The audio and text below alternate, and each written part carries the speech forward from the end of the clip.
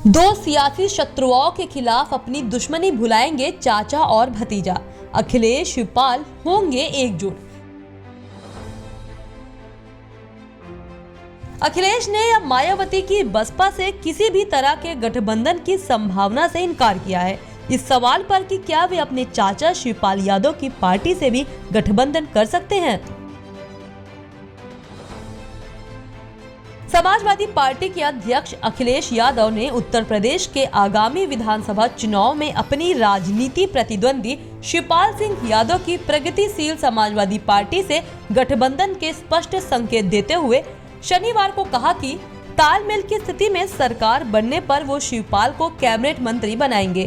अखिलेश ने इटावा में आयोजित संवाददाता सम्मेलन में आगामी विधानसभा चुनाव में गठबंधन की संभावना के सवाल पर कहा, छोटे दलों से तो एडजस्टमेंट होगा, लेकिन बड़े दलों से कोई गठबंधन नहीं होगा। अखिलेश ने अब मायावती की बसपा से किसी भी तरह की गठबंधन की संभावना से इनकार किया है। इस सवाल पर कि क्या वे अपने चाचा शिवपाल यादव की पार्टी से भी गठबंधन कर सकते हैं, सपा अध्यक्ष ने कहा उस पार्टी को भी एडजस्ट करेंगे। जसवंत नगर उनकी शिवपाल सीट है।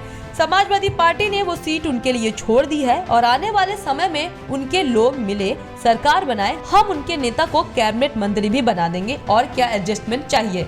गौरतलब है कि पूर्व में शिवपाल यादव भी समाजवादी पार्टी से गठबंधन की इच्छा जता चुके हैं। साल 2017 के विधानसभा चुनाव से ठीक पहले अखिलेश और शिवपाल के बीच तल्खी बहुत बढ़ गई थी। शिवपाल ने बाद में सपा से अलग होकर प्रगतिशील समाजवादी पार्टी का गठन किया था। अखिलेश ने भाजपा पर बिहार विधानसभा के हालिया चुनाव में महागठबंधन को बेईमानी से हराने का आरोप लगाते हुए कहा कि सबसे ज्यादा जन समर्थन महागठबंधन की रैलियों में था।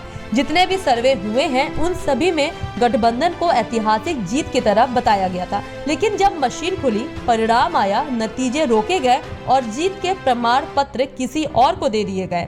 उत्तर प्रदेश के 7 विधानसभा सीटों के पिछले दिनों हुए उपचुनाव में सपा का प्रदर्शन आशा के अनुरूप न होने के सवाल पर अखिलेश ने कहा, जब चुनाव जिलाधिकारी, पुलिस अधीक्षक, अपर जिलाधिकारी, थाना अध्यक्ष और सिपाही लड़ेंगे तो और कौन जीतेगा। उपचुनाव में भाजपा चुनाव नहीं लड़ी थी, बल्कि उसकी सरकार के अधिकारी लड़ रहे थे। प्रदेश के पूर्व मुख्यमंत्री ने भाजपा पर निशाना साधते हुए कहा, भ्रष्टाचार और अन्याय का सबसे ज्यादा विकास भारतीय जनता पार्टी की सरकार में हुआ है। अगर कोई जनता को अपमानित कर रहा है और उसे तकलीफ दे रहा है तो जनता को जब मौका मिलेगा तो वो सरकार को बाहर कर देगी। इस मौके पर बड़ी संख्या में बसपा और कांग्रेस के नेता कार्यकर्ता सपा में शामिल हो गए। पार्टी अध्यक्ष अखिलेश ने सभी का स्वागत करते हुए कहा, इससे सपा को और मजबूती मिलेगी।